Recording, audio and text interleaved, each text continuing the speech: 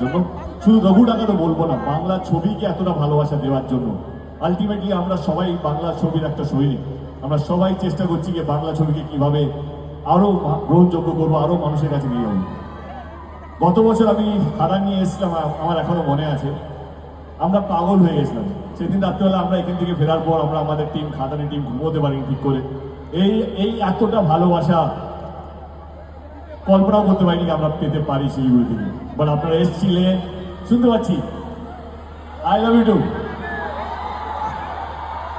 এতটা ভালোবাসা আপনারা দিয়েছেন গত সময়, লাইক লাস্ট ইয়ার আমি কথা দিয়েছিলাম আমি আমার পরের ছবি নিয়ে এখানে আবার আসবো। ইনফ্যাক্ট সেই কারণেই আমাদের প্রথম ট্যুরটাই শুরু হয় নর্থ বেঙ্গল থেকে।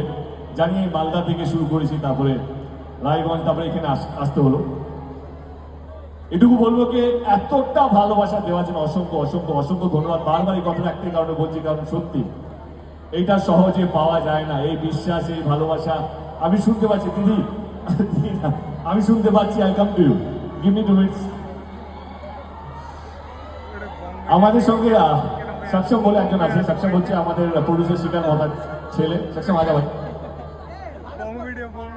ও সকাল থেকে বলছে যে শিলিগুড়িতে বাবা নাকি বলেছে বাংলা ছবি চলে না, শিলিগুড়িতে নাকি বাংলা ছবি দর্শক কম।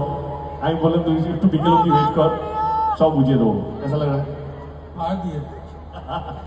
না ভাই, thank you so much. Sweet ছেলে আমাদের পরের জেনারেশন যেন তৈরি হচ্ছে, আমার মনে হয় ও বাবাকে ছাপিয়ে যাবে। শিকার মহতা, এসডিএফ এর কর্ণধার শিকার মহতা যা যা করেছেন। ও hello hello hello, thank you so much.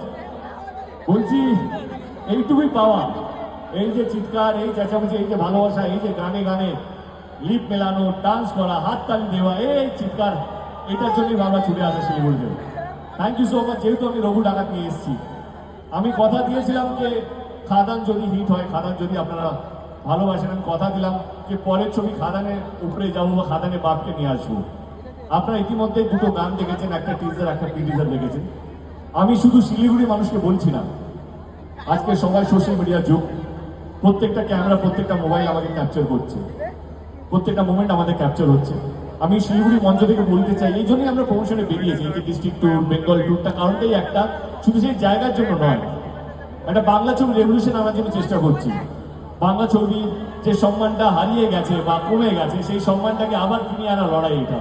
এটা দেব কত বড় স্টার বা দেবকে কত মানুষ ভালোবাসে, এটা শুধু নয়, বাংলা ছবির দর্শক কত কিভাবে বাড়ানো যাবে, এই লড়াইটা সেইটা। শো পাওয়া থেকে আরম্ভ করে সমস্ত কিছু নিয়ে রঘু ডাকাত, যেহেতু আমি রঘু ডাকাতের জন্য এসেছি, আমি একটু কথা দিতে পারি আপনাদেরকে বা আপনাদের মাধ্যমে যেখানে যেখানে আমি পৌঁছচ্ছি যে বাংলায় ইতিহাসে রঘু ডাকাতের মতন ছবি কেউ দেখেনি, অন্তত বাংলা ছবি হিসেবে। এটুকু হলো আমাদের প্রচেষ্টা যে আজকে দাঁড়িয়ে যে কোনো ভাষা ভারতবর্ষে যদি হয়ে থাকে, তার সঙ্গে আমরা চোখ বন্ধ করে লড়াই করতে পারি রঘু ডাকাতের মাধ্যমে। এখানে আমি এখনই আমার দুর্দান্ত সৈনিকরা আছে, অনির্বাণ গই,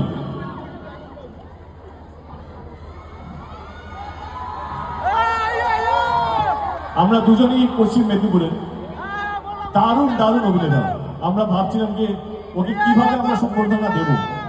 আমার ওর মতন একটা আমাদের জেনারেশন নেই, আর ওর মতন পাওয়ার একটা আমাদের জেনারেশন নেই। তা হচ্ছে হি ইজ দ্য পাওয়ার একটা আমাদের এই জেনারেশনের মধ্যে। অ্যান্ড ও যেভাবে এই চরিত্রটা করেছে ছবিটার মধ্যে, আপনারা দেখলে পাগল হয়ে যাবেন যে একটা অভিনেতা কিভাবে একটা চরিত্রকে জীবন্ত করে তুলতে পারে। And I think it's a great experience working with him.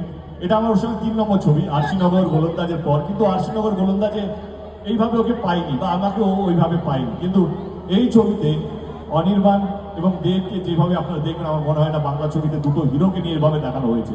Anirban বলতে হবে কিছু, আরে ক্যারেক্টার দিকে বেরোচ্ছেই না। থ্যাংক ইউ বলবো। হ্যাঁ ভাই রে ভাই, তোকে আমার খুব মনে লেগে গেছে ভাই। এই যে ভাই, ওই তোর নাম কি রে ভাই? ওই ভাই দেখি একটু,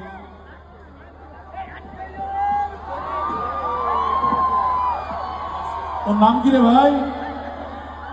হ্যাঁ, রাখাল। রাখাল, আই লাভ ইউ ভাই। দেবের প্রতি এত ভালোবাসা ভাই, বুকে আয় ভাই, কোনো কথা নেই ভাই।